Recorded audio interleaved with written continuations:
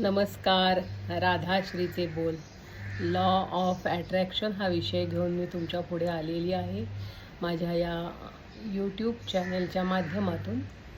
आणि कालपासून मी निमकरोली बाबाजींची कैचीधाम उत्तराखंड येथील एक विभूती प्रत्यक्ष श्री हनुमंताचे अवतार असे निमकरोली बाबा त्यांची कार्ड्स घेऊन लॉ ऑफ अट्रॅक्शन ला ते कनेक्ट करून कोणता संदेश मिळतो या कार्डातून ते पाहत आहे.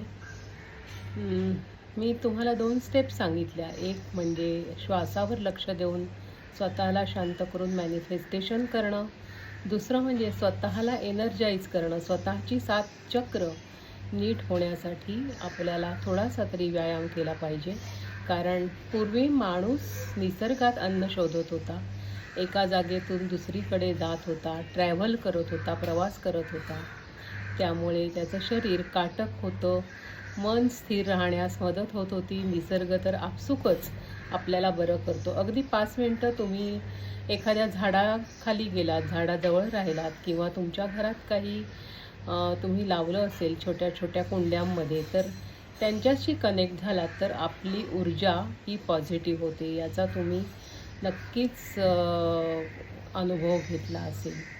तर आज लॉ ऑफ अट्रॅक्शनमध्ये पुढे जाताना ही निमकरोली बाबाजींची कार्ड शफल करत काय उत्तर येतं आहे, एकच कार्ड मी पाहणार आहे. बाबाजींचा संदेश काय आहे ते पाहणार आहे आणि बघूया आज आपल्याला काय उत्तर मिळतं ते. कोणतीही गोष्ट मॅनिफेस्ट करायला 108 वेळा त्याचा मनातल्या मनात उच्चार करावा, हे सुद्धा टेक्निक मी तुमच्याशी शेअर केलं आहे.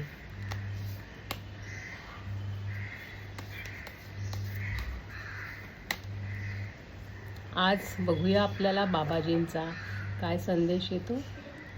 तुम पर तो मेरी बरसों से नजर थी, लेकिन जब ज़्यादा परेशान दिखे तो मुझे तुम्हें संभालने आना पड़ा.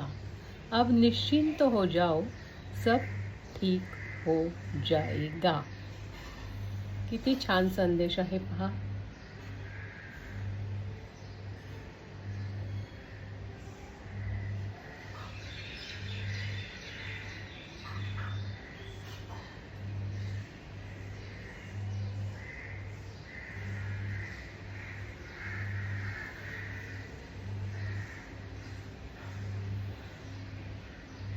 कोणतीही गोष्ट मॅनिफेस्ट करताना मनात त्याचा वारंवार उच्चार म्हणजे सेल्फ टॉक तेवढाच महत्त्वाचा आहे.